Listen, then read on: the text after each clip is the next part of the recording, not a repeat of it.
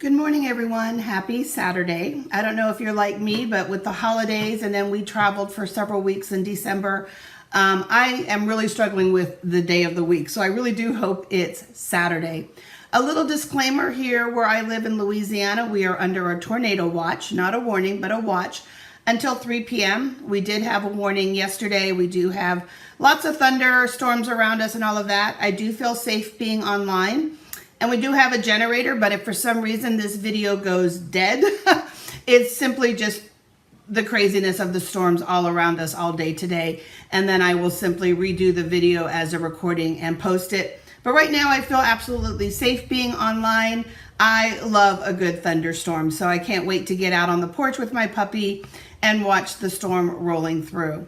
So what I've been doing is I've been doing product previews from all of the January 2025 releases that are debuting on January 7th. We have new product coming in this mini publication. We have exclusive free product that has been created just for this event and will be available only in January and February with qualifying purchases. We have lots of new product being released directly online. And then we have scrapbooking releases coming. Amazing papers and scrapbooking kits and fun things like that. So I'm going to be showcasing new product all the way through January 10th, once a day. And today we're going to jump right in and we're going to take a look at the Faith Collection. In the Faith Collection, immediately when you look at it, you may think Easter, but hopefully my samples will inspire you that it can be much more than Easter. So this is a bundle, and you're going to have the greetings, thinking of you, He is risen, God is love, let your faith be bigger than your fears. You have 3 cross images. You have the fern or the palm leaf, excuse me, it is Easter, so it's a palm.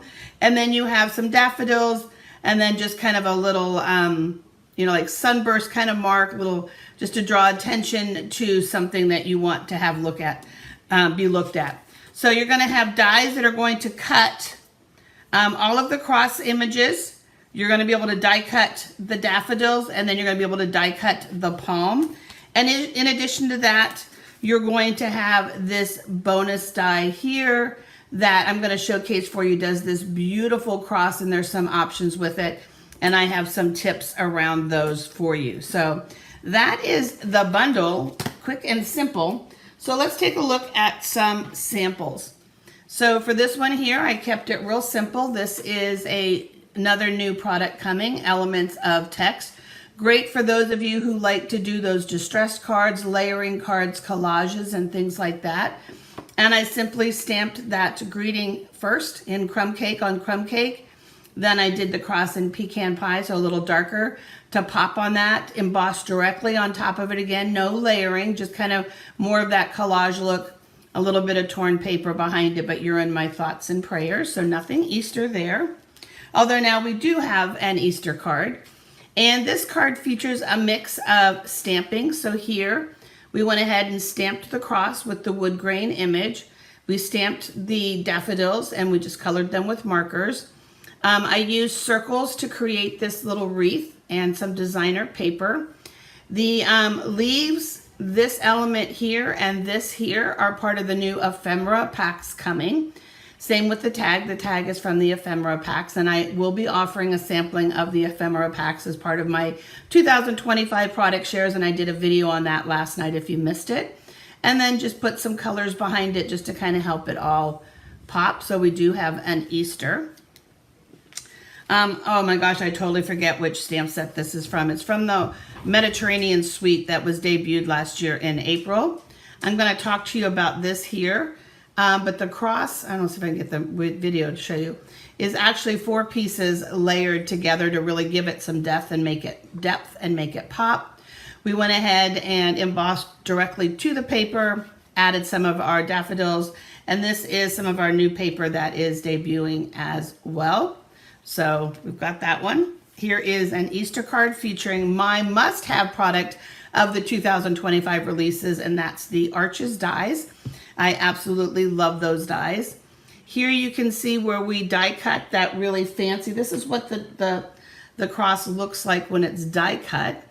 And what's really nice is you can then layer a darker one behind it. So this is smoky slate on top of basic gray.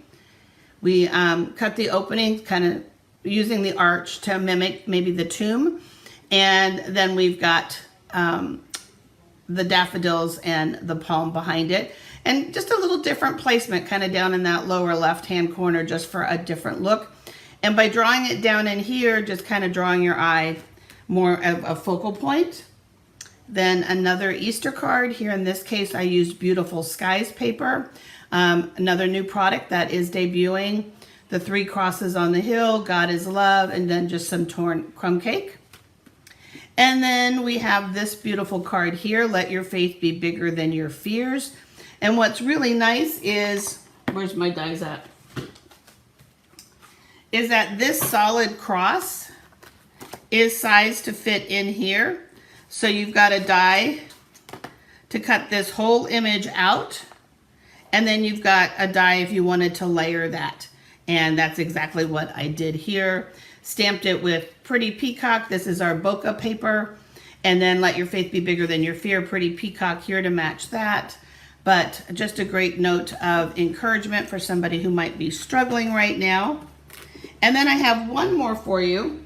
This was an idea I shared back in 2018, and I've updated this idea using some of the new products. Again, back to my favorite must-have product, the everyday arches were used to create the rainbow. We've tucked a little cross in there, used the mini ABCs for the word hope. And this is a hope jar, and the concept is that throughout the year, beginning on January 1st, anytime anything really positive happens, anything really good in your life, you write it on a piece of paper and you drop it inside. And then either at the end of the year, you go back over and just look at how blessed you've been, or anytime that you may be struggling or really down, go ahead and pull out that for those positive reminders that sometimes in the moment we realize how good they are, but then we kind of go on and miss them. I also like to put in here things that I call God incidences. Some people call them coincidences, but just those unexpected moments where your faith was reinforced, I guess is a great way of saying it. So just a little mason jar and then our hope tag. So let me just leave this laying down like this for right now. And then let me bring in, I've got 2 tips for you. The very first one is if you don't have these adapters for the U-Pick tool, you are going to find them incredibly handy when working with this really detailed die. The U-Pick tool has one end that you can put adapters in that are threaded, so they screw in nice and tight. And then the other end, they just simply twist and lock. And these are double-barreled. This looks like something you'd find at the dentist office. I'm trying to get a good look on it for you. And then you've got a paper piercing tool on the other side. What's really nice about this piece right here is it gets way down inside of what we call the channels and these little release holes. It pokes down nice and easy. This doesn't come out as easily because there's so much detail that it really grips the paper. So you're gonna find having this pick tool to pull it out is great. And then also, again, because it's so detailed, it cuts so clean, okay, that sometimes the papers may get stuck, but this little paper piercing, paper channel clearer actually fits down in all of those ridges to clean. And then this brush is really good at kind of combined with the foam mat, rubbing the pieces out. And then any of their little tiny ones, there's a couple of teeny tiny little pieces that might still not come out, and you can go ahead and poke it out with that, okay? So then another tip for you, and I mentioned this before, is taking your dies and making them just a little bit thicker so that you get it to really pop. And I'm gonna see if I can turn this sideways now, and maybe you can kind of start to see the depth that's on this, and I'll try to do a better close-up picture. Can you see all the depth on it? And this works for this because I don't want any dimensionals behind it. I didn't want anything, you know, else that we use to raise images up. So in this case, I created the look as if it had dimensionals by layering ones together. So I'll show you how I do it. Everybody does it a little different. But for me, I've got my silicone mat. I've got 4 that I've die cut ahead of time. You can use as many as you want. And I'm going to just take on my silicone mat and I'm just going to squeeze out some adhesive. And then I'm going to just take an old dauber that I have and I'm just going to pounce some of that adhesive on, trying to keep my fingers from getting uber sticky, right? That's always the goal. Although with me, it's usually a lost cause. And then you're going to start to layer these together, trying to line up the holes as best as you can. It may shift just a tiny bit, but liquid glue is pretty forgiving. You have a few seconds to shift it around. And I like the liquid glue for this instead of the adhesive sheets because I don't want to deal with the webbing that you sometimes get. And you're just going to repeat that until it is as thick as you want it to be. I'm going to do it one more time, and then again one more time.